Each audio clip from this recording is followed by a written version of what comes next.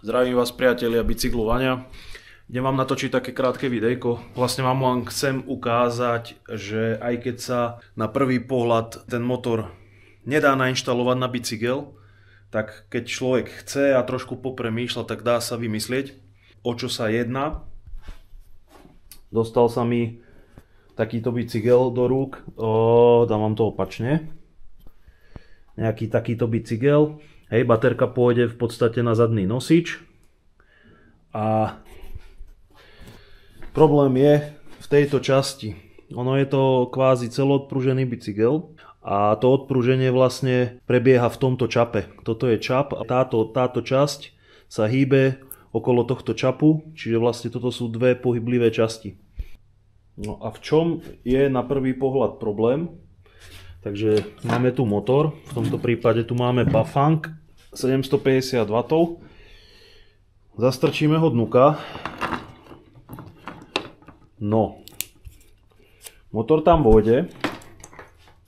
Na prvý pohľad to môže vyzerať, že je všetko v poriadku. V podstate v tomto mieste máme medzeru, čiže je všetko OK, hej.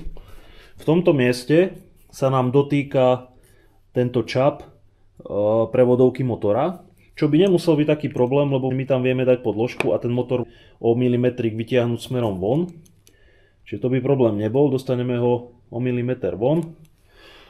Tým pádom tam dáme nejakú takúto podložku. Ale keď sa pozrieme z druhej strany,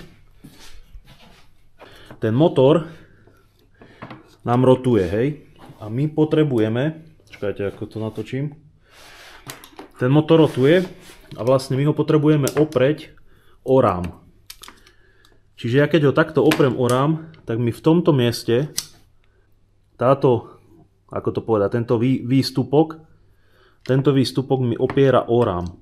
Čo v prvom rade nie je dobré, lebo vlastne to opiera iba v tom výstupku. Tunak v celej časti, ja keď vám zasvietim baterkou, tak vlastne v celej časti ten motor nie je ničím podopretý, iba týmto výstupkom. Čiže to je prvý problém, že motor sa opiera len o výstupok. No a druhý problém, čo nastáva, keď chcem vlastne poistiť ten motor tak, ako to robím týmito kovovými sťahovacími páskami, že dám okolo celého motora tú pásku a pritiahnem ho v podstate o rámovú trúbku. Hej? Čiže tá kovová páska ťahá ten motor týmto smerom, čiže ho ťahá o rám. Tým pádom ja to odporúčam každému, kto si montuje motor, tým pádom vlastne z tejto časti, kde sa tie matice, kde sa vlastne uchytávajú tieto veci, hej, ono to ide takto, na to ide matica. Celý ten krútiaci moment motora sa z tejto matice, z tejto časti prenáša potom na trúbku a nebude sa vám to povolovať, ten motor tam bude napevno. V tomto prípade, keby aj tu nie je tento problém a že mi opiera motor po celej dĺžke o rám, tak ja ho potrebujem o niečo pritiahnuť. Ja ho nemôžem o túto časť pritiahnuť z toho dôvodu, že táto vec je na čape a rotuje v podstate. Motor je na zadnej stavbe a predná stavba rotuje. Ten motor by lámalo v podstate, alebo respektíve keby to pritiahnem, tak ten motor by zabraňoval tomu, aby ten čap fungoval, aby sa vôbec otáčal. Lebo vlastne by som napevno spojil zadnú časť cez čap s prednou časťou. Čiže na prvý pohľad sa s tým moc nedá robiť, ale keď človek trošku porozmýšľa, vie si vyrobiť nejakú takúto vec. Nazvime to nejaká vymedzovacia podložka, alebo ako by som to nazval. No a tú podložku, tunak sú šroby, do ktorých sa priťahuje ten čap.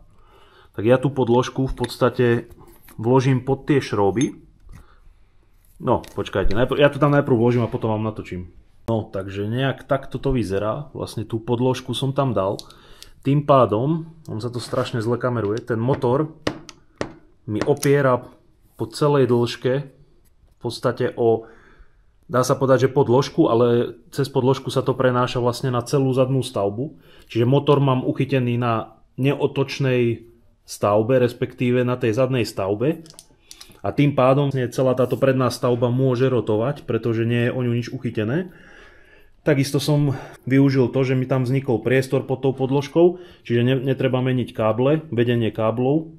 A takisto pod tú podložku ide rovno vlastne tá sťahovacia kovová páska, ktorú potom len dotiahnem a tým pádom celý motor bude napevno pritiahnutý o podložku. Podložka je napevno utiahnutá o zadnú stavbu. Čiže celý motor drží len na zadnej stavbe a umožňuje vlastne tej prednej stavbe, aby vlastne mohla pérovať alebo rotovať. Keď človek trošku porozmýšľa, dá sa kadečo vymyslieť s tými motormi. Hej, potom už tam len dám túto podložku, tá sa zašrobuje do motora 2 šrobami, no a potom tam už idú matice, jedna hlavná a na to ešte potom ide jedna poistná. A to je celé uchytenie, pevné uchytenie motora.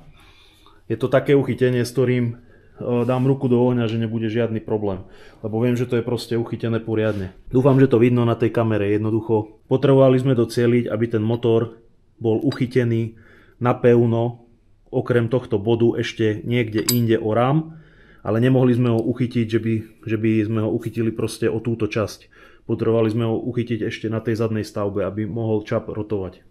A ešte taká drobnosť na túto podložku, aby nedochádzalo kontakt podložka o motor, čiže kov na kov, tak ešte kúsok gumy, do gumy drážka vyrezaná a v podstate dá sa to takto na podložku a tým pádom opre motor o gumu a nie je tam priamy kontakt železo na železo.